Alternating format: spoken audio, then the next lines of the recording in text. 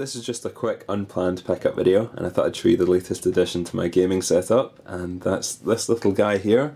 It's a little 14-inch Sony Trinitron CRT TV, and I'm literally just back from having picked this thing up, so I've not tested it out or anything yet. I'll get to that in just a moment, but so far it looks to be in very nice condition. I paid a grand total of £15 for it. The camera will focus, so you can see there, and it came with the remote and everything as well, which was quite nice. But overall looks to be in very nice condition. I'd had my eye on this for probably a few weeks, maybe even a couple of months now, and originally they had it just sitting in there and they had it marked up for, I think they wanted £30 for it, which personally for me I think that's a bit steep for an old CRT TV. So I was in there the other day and noticed it had gone down to 15, so I kind of hummed and hawed about it for a bit. I took down a note of the model number, went home, checked it out online, and decided it was actually quite a good deal for that price. So went back today and picked it up, and this is it here. It's a really small little TV. I don't think it really comes across on camera that well, the scale of it, but it is a nice little television. You can easily chuck it in the cupboard or store it away in a shed if I'm not using it, kind of thing, so that's why I picked it up. But the main reason I went for this, and to be honest the main reason I hadn't originally picked it up, was looking in the back here.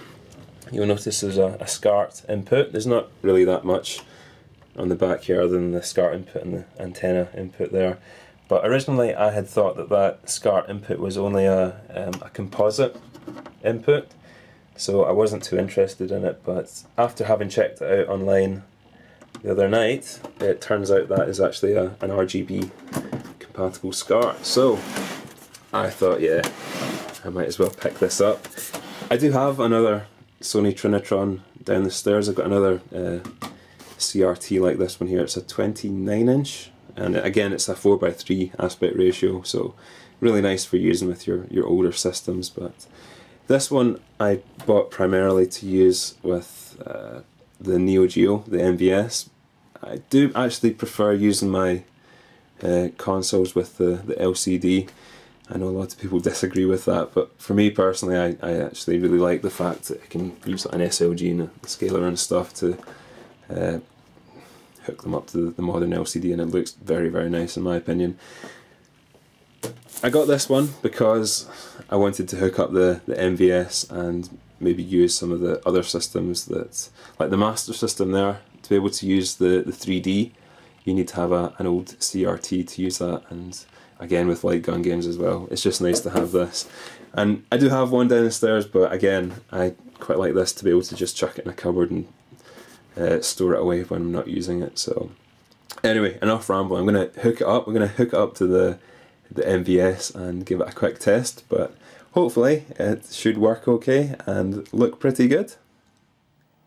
I've got it all hooked up now and it's working perfectly, looks great. I've already tested it out with my Mega Drive and I've got my Master System back there, and as you'd expect through the RGB Scart it looks very, very nice. You get properly bright, vibrant colours, and the screen looks nice and sharp. Overall, very happy with it. So right now I've got my MVS hooked up to it, and this is the main reason I got this TV, was for using with my Neo-Geo.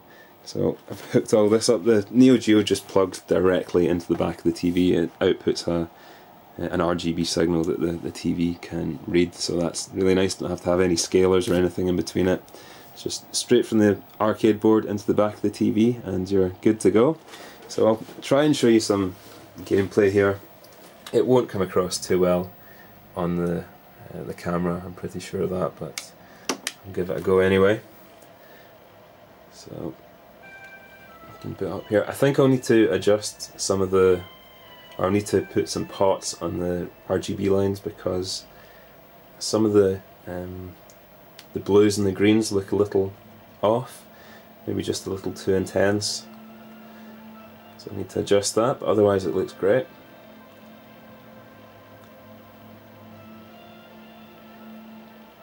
The only thing I was a little disappointed by was there's no scan lines. I just throw some credits in here. There's no scan lines on it, which is a little disappointing.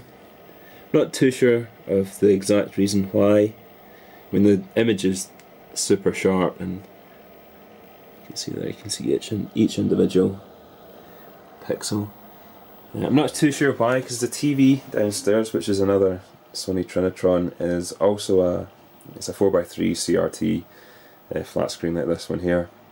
But it's a 29 inch, so maybe it's because it's bigger. It's got the scan lines, whereas this one doesn't. I suppose it's because it's small anyway. I don't really mind as much. It would have been nice though. The only other problem I have with CRTs, and this is one of the main reasons I kind of prefer using LCDs nowadays, is the overscan. So if I start this up, you'll see. Yeah, you can see either side here. You're missing not much, but you are missing sections of the image just from the overscan. And with these TVs, there's not really anything you can do about that. You can maybe adjust the centering a little. You can adjust the centering with this one, and you can adjust the rotation of the image, but otherwise you have to kind of live with the overscan. I'm just going to focus. Yeah, camera's having a hard time with this. But it looks really, really nice overall, and I'm pretty happy with it for £15. Just for anyone that's wondering what a Scart connector or a Scart cable looks like, this is one here, and it's pretty much a standard that we had in the UK. It's quite common. All the TVs have Scart inputs on the back, and this is a fully wired 21 pin Scart cable. It's a really nice quality one. It's got a metal housing to it. Nice thick cable, well insulated, and each one of these pins in here is wired up individually. They're all separate. So basically with this you can have RGB Scart, so that's a separate signal for the red, the green and the blue. You have a separate cable for the sync and the left and right audio. It basically does the whole lot, and it'll get you the best quality out of a lot of these older systems. So I mean, the likes of the Mega Drive supports RGB Scart, the Saturn, the Dreamcast, even though I hooked that up through the VGA, but and again the Master System as well. So to get the best out of your old consoles, if it supports RGB Scart, then I highly recommend using it. It's quite a common thing here in the UK. I know it's not that common in other parts of the world, but yeah, a lot of people tend to use this here, which is just a regular composite cable for video, and this really doesn't give you it doesn't get the best out of your systems at all. It looks terrible plugging something like this into a modern LCD. It looks pretty bad, not as bad, but it still looks bad if you hook something like this up to a CRT.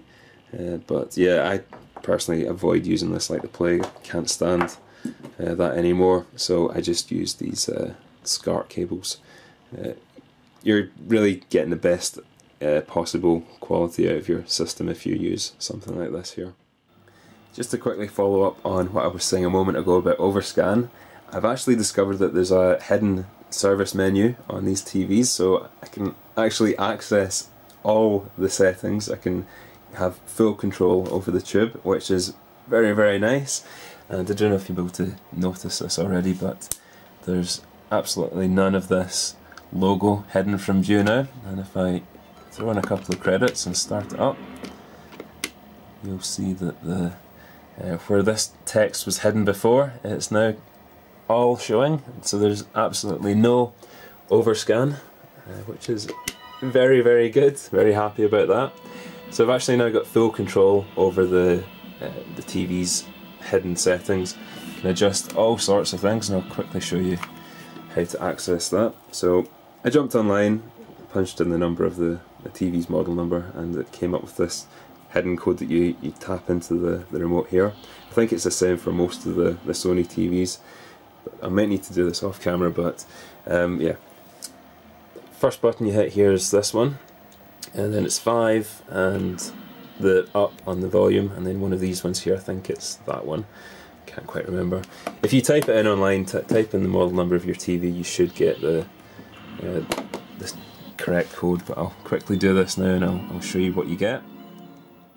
You need to put the TV into standby before you enter in the code, but if you do it correctly, it'll turn itself back on and you should be presented with this strange text on the screen. It's actually a really bright green colour, but the camera's not picking it up, so if I just turn the Neo-Geo back on, it should stabilise the image. There we go. So now what I can do, I can hit the menu button on the remote and it'll bring up this hidden service menu, and from here you can pretty much adjust every single aspect of the TV, and the one I was interested in was the geometry setting here, so just hit across, and as you can see I've now got control over all these different settings. Half of them I don't even know what they are, but yeah, you can go along here and just change the values. I wouldn't advise going in just randomly changing things. What I'd do, or what I did before I changed anything, was I took a photo of this screen so I knew what all the original values were before I adjusted it. But yeah, you can just go down and change the values up and down as you need to, and then you go back and save the settings, and you can adjust the screen just the way you want. So really happy about that. I didn't realise that I could adjust the settings with this TV, so that's a nice little surprise.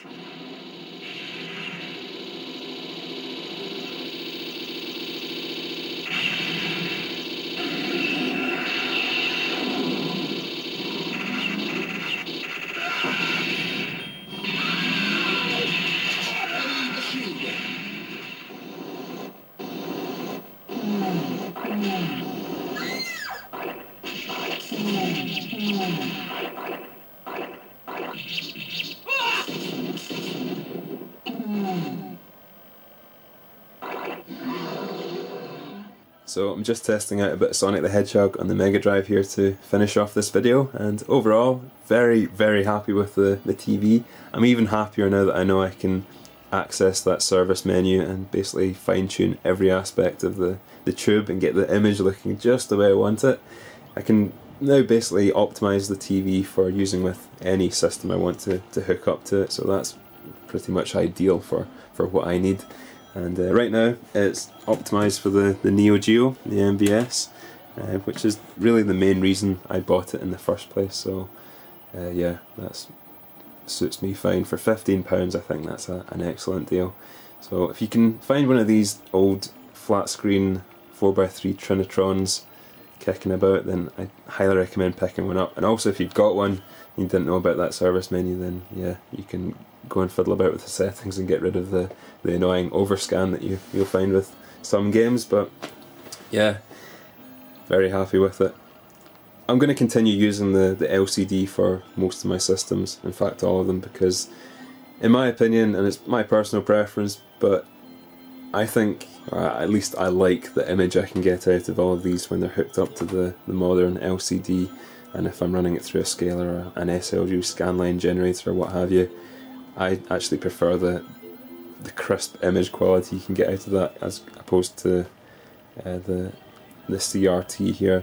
CRT for me works best with the MVS here, and that's really about it. But yeah, very happy overall, and hopefully this has been slightly interesting to watch, just watching me ramble on about a new TV that I got. But it really does look amazing. Great picture quality. Definitely, if you've got an old console or what have you, you're best using the RGB Scart, because anything else just looks not nearly as good as this. But anyway, thanks for watching, and I'll catch you again soon.